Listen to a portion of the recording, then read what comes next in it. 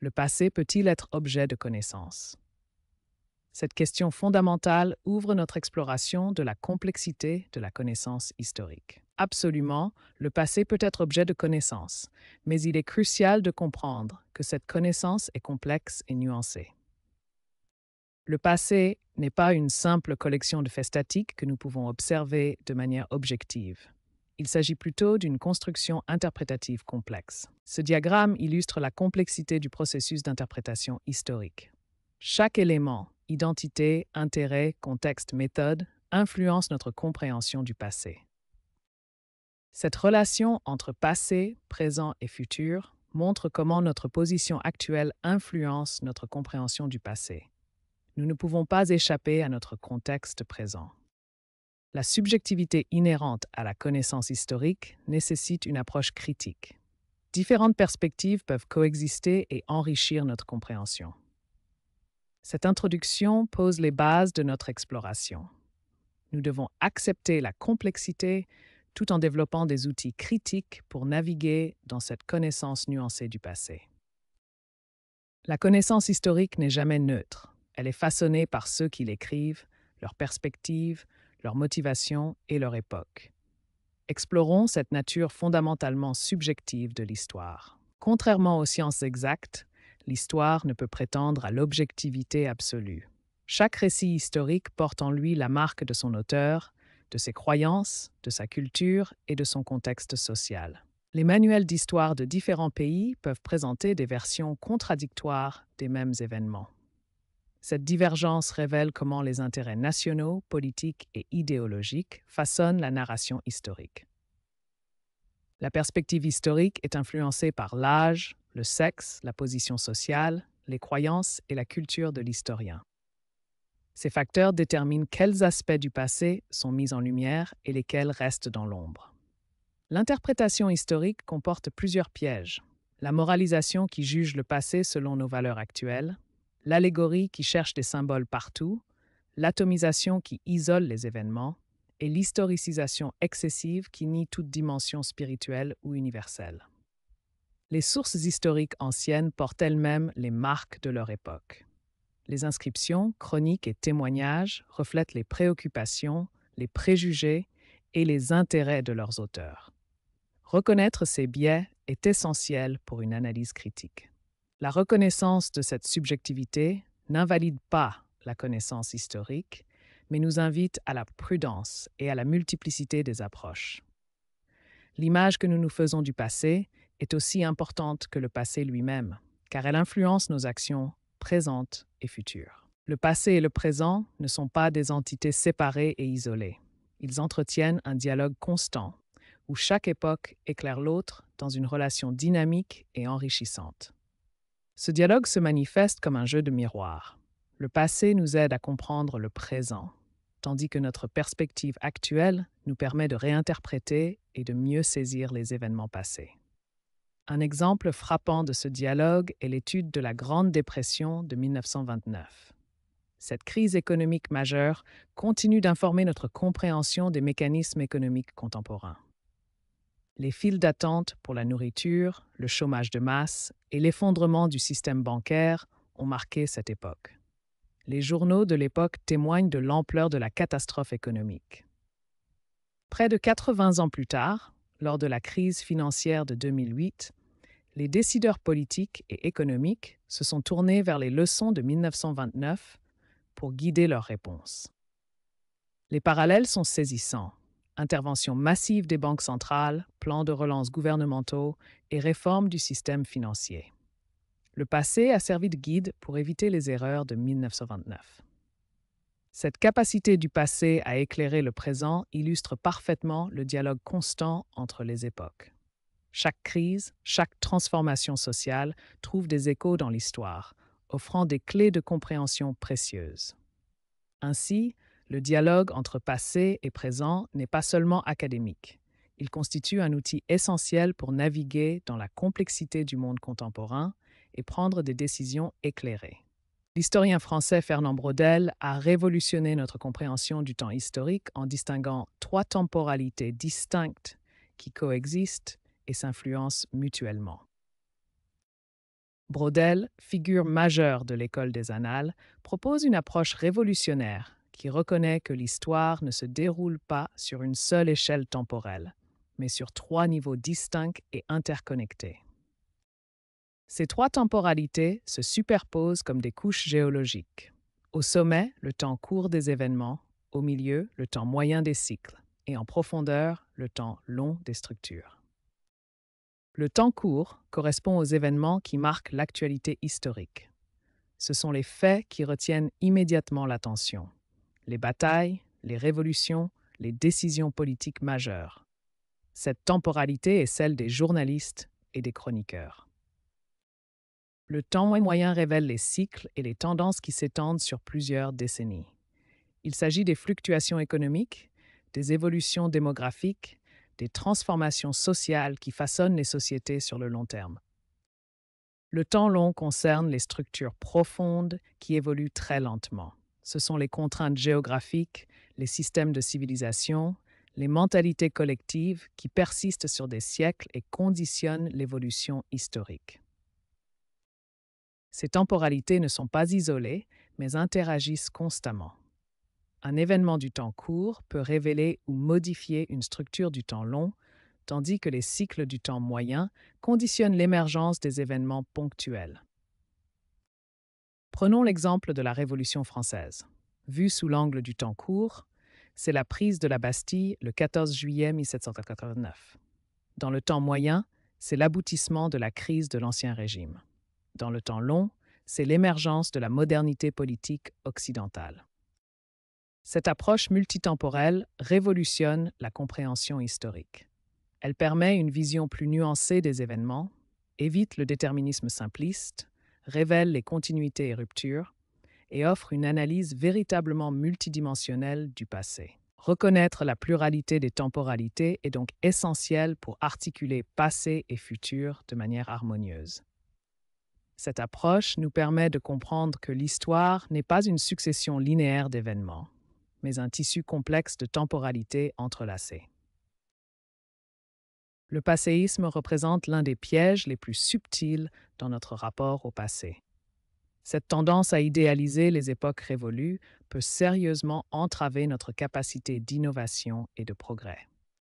Le passéisme se caractérise par une idéalisation excessive du passé, une vision nostalgique qui refuse de reconnaître les défauts des époques révolues. Cette attitude nous enchaîne à des modèles dépassés et nous empêche d'évoluer.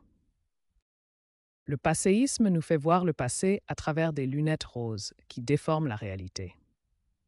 Cette vision idéalisée occulte les problèmes réels des époques passées et crée une image irréaliste qui nous empêche de porter un jugement objectif.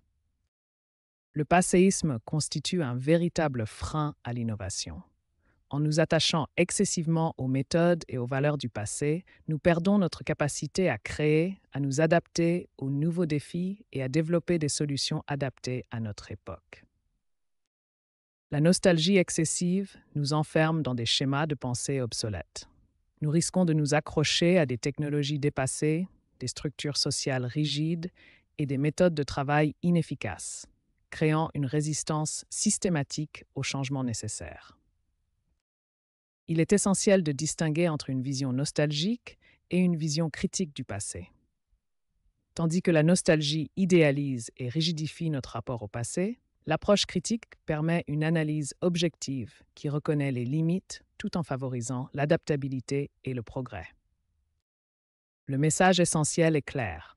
Le passé doit servir de tremplin pour l'avenir et non de prison qui nous enferme. Une approche équilibrée nous permet d'apprendre des leçons du passé tout en restant ouvert à l'innovation et aux changements nécessaires pour progresser.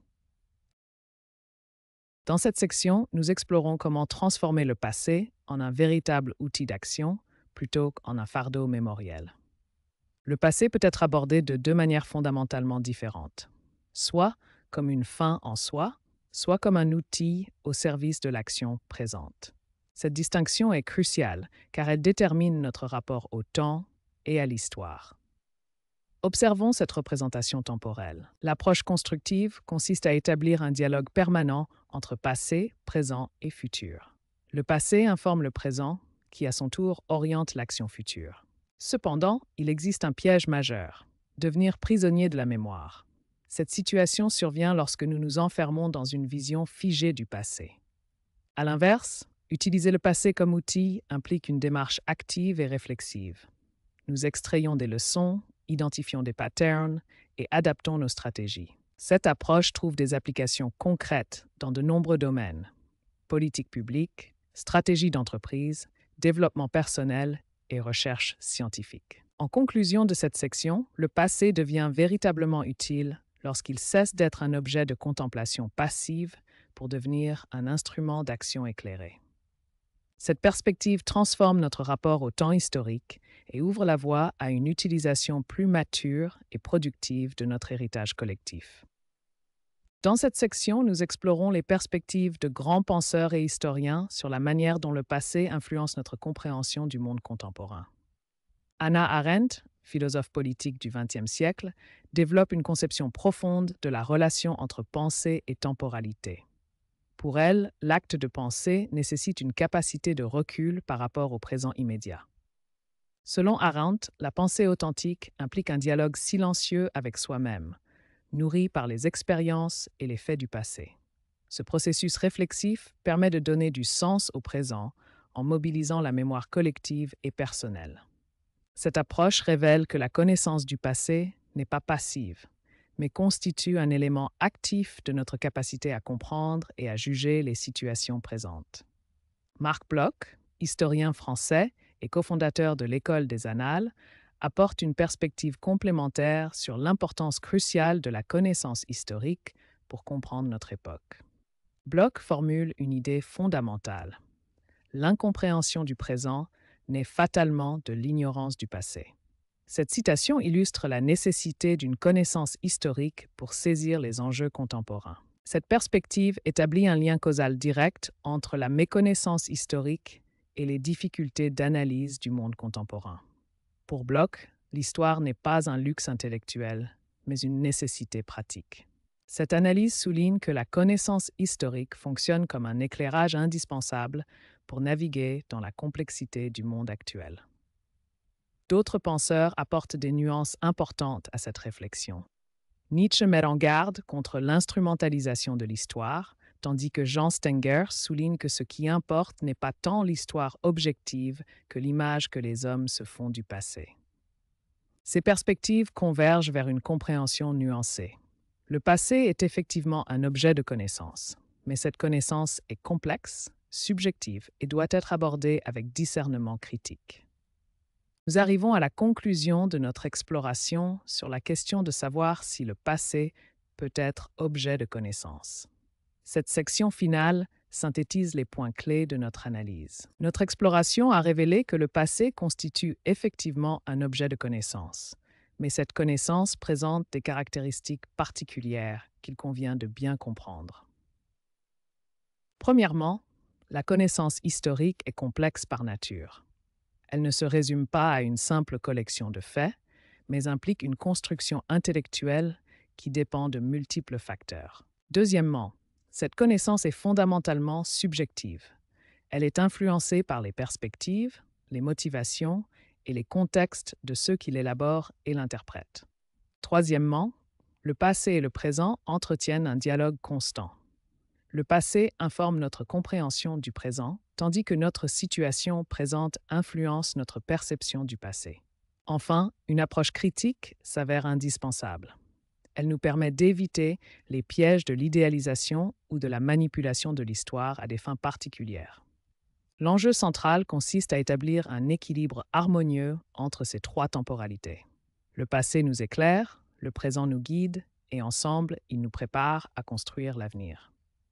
Pour parvenir à une connaissance véritablement éclairée du passé, plusieurs principes fondamentaux doivent guider notre démarche intellectuelle. Il faut d'abord éviter le passéisme et les lectures biaisées de l'histoire. Le passé ne doit ni être idéalisé, ni instrumentalisé pour servir des agendas particuliers. Il convient ensuite de maintenir un dialogue constant entre passé et présent, reconnaissant que chaque époque, apporte sa propre perspective sur les événements historiques. Enfin, une approche critique et nuancée s'impose, qui reconnaît la complexité des phénomènes historiques et la pluralité des interprétations possibles. En conclusion, le passé peut effectivement être objet de connaissance, à condition d'adopter une démarche rigoureuse, critique et consciente de ses propres limites. Cette connaissance éclairée du passé constitue un outil précieux pour comprendre le présent et construire l'avenir.